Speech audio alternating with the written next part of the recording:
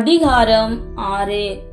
மனுஷர் பூமியின் மேல் பெருக துவக்கி அவர்களுக்கு குமாரத்திகள் பிறந்தபோது தேவகுமாரர் மனுஷகுமாரத்திகளே அதிக சௌந்தரியமுள்ளவர்கள் என்று கண்டு அவர்களுக்குள்ளே தங்களுக்கு பெண்களை தெரிந்து கொண்டார்கள். அப்பொழுது கர்த்தர், என் ஆவி என்றைக்கும் மனுஷனோடே போராடுவது இல்லை, அவன் மாம்சம்தானே, அவன் இருக்க போகிற நாட்கள் 120 வருஷம் என்றார்.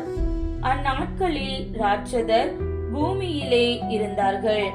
பின்பு தேவகுமாரர் மனுஷகுமாரத்திகளோடே கூடுகிறதினால் இவர்கள் அவர்களுக்கு பிள்ளைகளை பெற்றபோது இவர்களும் பூர்வத்தில் பேர் பெற்ற மனுஷராகிய பலவான்களானார்கள்.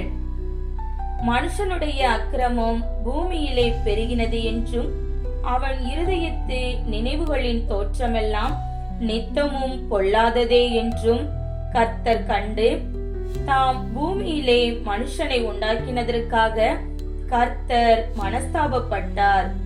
அது அவர் இருதயத்துக்கு விசனமாய் இருந்தது. அப்பொழுது கர்த்தர், நான் சிருஷ்டித்த மனுஷனை பூமியின் மேல் வைக்காமல் மனுஷன் முதற்கொண்டு மிருகங்கள், ஊரும் பிராணிகள், ஆகாயத்து பறவைகள் பரியந்தமும் உண்டாயிருக்கிறவைகளை நிக்கிரகம் பண்ணுவேன். நான் அவர்களை உண்டாக்கினது எனக்கு மனஸ்தாபமாய் இருக்கிறது என்றார்.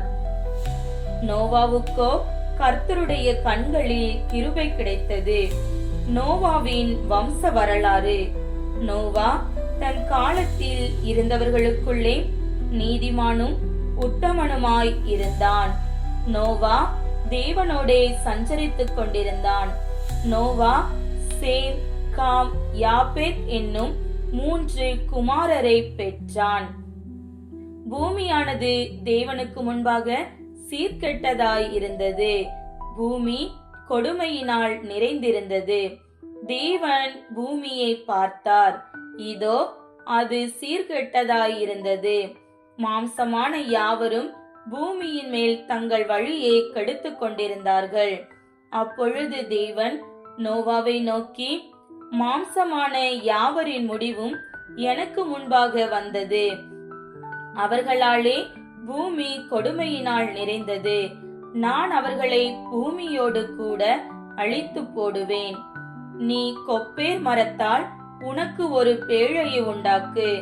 அந்த பேழையிலே அறைகளை உண்டு பண்ணி அதை உள்ளும் புறம்புமாக கீழ்பூசு. நீ அதை பண்ண வேண்டிய விதம் என்னவென்றால், பேழையின் நீளம் 300 முழமும் அதன் அகலம் 50 முழமும் அதன் உயரம் 30 முழமுமாய் இருக்க வேண்டும். நீ பேழைக்கு ஒரு ஜன்னலை உண்டு பண்ணி மேல்தட்டுக்கு 1 முழ தாழ்த்தியிலே அதை செய்து முடித்து பேழையின் கதவை அதன் பக்கத்தில் வைத்து கீழ் அறைகளையும் 2ஆம் தட்டின் அறைகளையும் 3ஆம் தட்டின் அறைகளையும் பண்ண வேண்டும். வானத்தின் கீழே ஜீவ சுவாசமுள்ள சகல மாம்ச ஜந்துக்களையும் அழிக்க நான் பூமியின் மேல் ஜலப்பிரளயத்தை வரப்பண்ணுவேன். பூமியில் உள்ள யாவும் மாண்டு போம். ஆனாலும் உன்னுடனே என் உடன்படிக்கையை ஏற்படுத்துவேன். நீயும் உன்னோடே கூட உன் குமாரரும் உன் மனைவியும் உன் குமாரரின் மனைவிகளும் பேழைக்குள் பிரவேசியுங்கள். சகலவித மாம்சமான ஜீவன்களிலும் ஆணும் பெண்ணுமாக வகை ஒன்றுக்கு ஒவ்வொரு ஜோடு உன்னுடன் உயிரோடே காக்கப்படுவதற்கு பேழைக்குள்ளே சேர்த்துக்கொள்.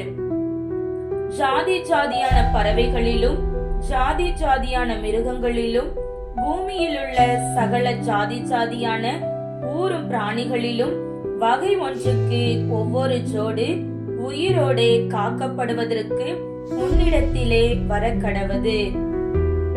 உனக்கும் அவைகளுக்கும் ஆகாரமாக சகலவித போஜன பதார்த்தங்களையும் சேர்த்து உன்னிடத்தில் வைத்துக்கொள் என்றார். நோவா அப்படியே செய்தான். தேவன் தனக்கு கட்டளையிட்டபடியெல்லாம் அவன் செய்து முடித்தான்.